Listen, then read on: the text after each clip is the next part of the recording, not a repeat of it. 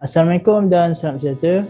Nama saya Muhammad Nabil Ashraf bin Ruslan, EA 18078 dari Section 2 untuk Embedded Controller.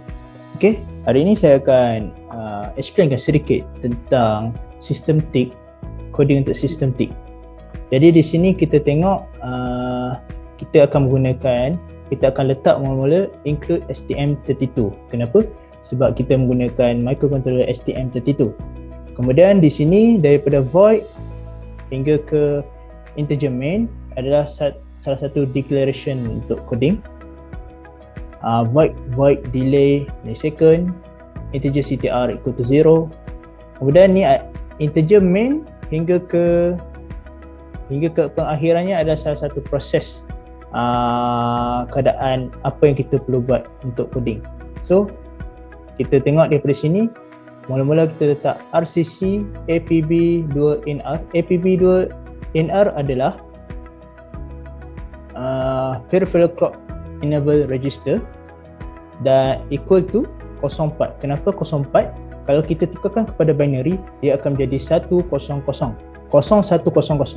Jadi kalau kita tengok pada jadualnya, manual dia, 100 adalah kita untuk enablekan port A di sini 100. Okey, di sini kita apabila kita dah aktifkan port A, kemudian kita akan declarekan dia sama ada dia input atau output. Jadi kalau kita tengok di sini GPIO-A.CRL bermakna dia menggunakan port-port yang daripada 0 hingga 7. Port 0 hingga 7 daripada port A. Port A 0 hingga port A 7. Dia akan declare sebagai output. 03 ni adalah untuk output dan kalau 4 adalah untuk input. So kalau dekat sini dia menggunakan LED sebagai output. Sebab tu kita meletakkan nombor 3. Maksudnya port daripada A0 hingga A7 akan declare sebagai output lah. Kemudian kita tengok GPIO-A ODR. ODR adalah output data register. Seperti mana yang kita tahu, kita dah declare dia sebagai output, so kita akan declarekan dia sebagai output data register. So 0.FF.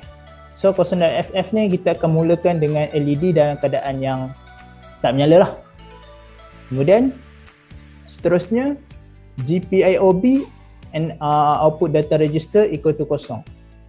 So di sini ialah untuk port B punya port pada STM32. Kemudian integer LED equal to 1 untuk kita start data to display lah.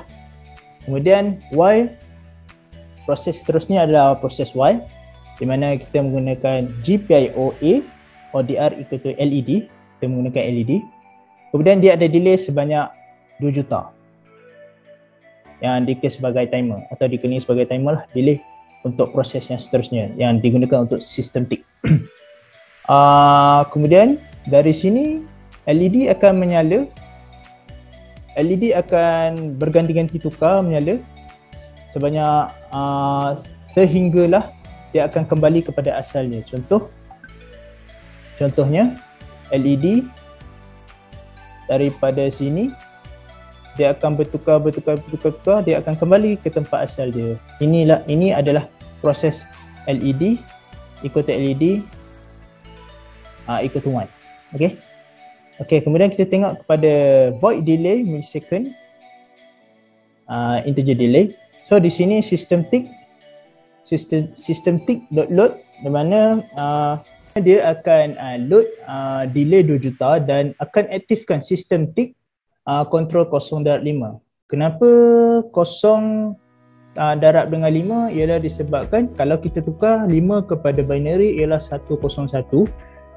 Dia untuk nak ambil internal clock source, disable interrupt dan enable sistem TIC timer.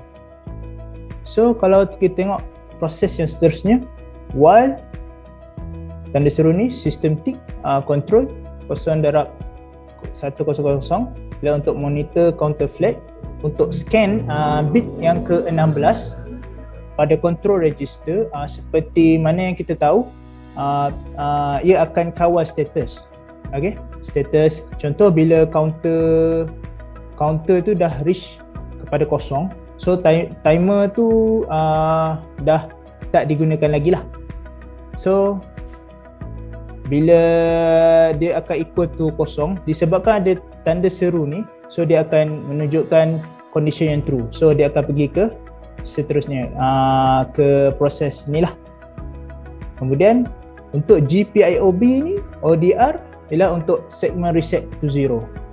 Kemudian dia akan terus pergi ke sistem tick control kosong, iaitu nak disablekan timer.